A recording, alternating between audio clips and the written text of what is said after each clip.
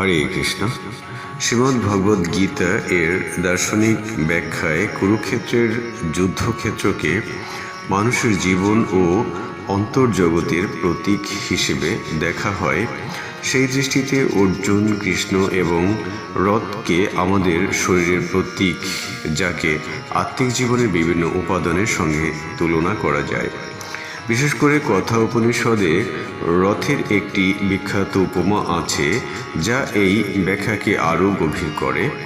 কুরুক্ষেত্রের অর্জুন এবং শ্রীকৃষ্ণের রথকে মানব জীবনের কোন উপাদানের সঙ্গে তুলনা করা চলে তা আলোচনা করা হলো। রথকে আমরা মানব দেহের সঙ্গে তুলনা করতে পারি। দেহ হলো সেই বাহন যার মাধ্যমে আত্মা জগতে চলাফেরা করে। রথের ঘোড়াকে ইন্দ্রিয় সমূহের সাথে আমরা তুলনা করতে পারি, যেমন চোখ, কান, জিহ্বা, নাক ও ত্বক মানুষের ইন্দ্রিয়। এরা ঘোড়ার মতো বিভিন্ন সময়ে বিভিন্ন দিকে ছুটে যায়। আমরা মনকে লাগামের সাথে তুলনা করতে পারি।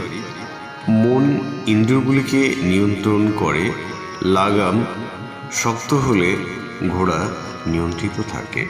সারথি শ্রীকৃষ্ণকে বুদ্ধি বা পরমাত্মার সাথে তুলনা করা যায়। শ্রীকৃষ্ণকে অনেকেই শুদ্ধ বুদ্ধি, বিবেক বা অন্তরে বিরাজমান পরমাত্মা নির্দেশনার প্রতীক হিসাবে দেখেন। অর্জুন হচ্ছেন জীব আত্মা বা ব্যক্তিসত্তা, বিভ্রান্ত, দ্বিধাগ্রস্ত কিন্তু সত্যের সন্ধানী আত্মা। যুদ্ধক্ষেত্রকে আমরা মানুষের অন্তর্দ্বন্দ্ব, যেমন কাম, ক্রোধ, লোভ, মোহ বনাম ধর্ম, অজ্ঞান ও ভক্তির সংগ্রাম হিসাবে কল্পনা করতে পারি। শত্রুপক্ষ অর্থাৎ নেতিবাচক প্রবৃত্তি, যেমন অহংকার, আসক্তি, হিংসা, ভয় ইত্যাদি।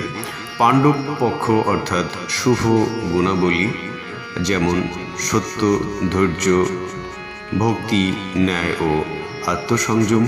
এই উপমার মূল শিক্ষা হল, যখন জীবাত্মা অর্থাৎ অর্জুন পরম জ্ঞান ও ঈশ্বরীয় নির্দেশনা অর্থাৎ শ্রীকৃষ্ণের অধীনে মন ও ইন্দ্রিয়কে নিয়ন্ত্রণ করে, তখন জীবন রথ সঠিক পথে পরিচালিত হয়। হরি বল।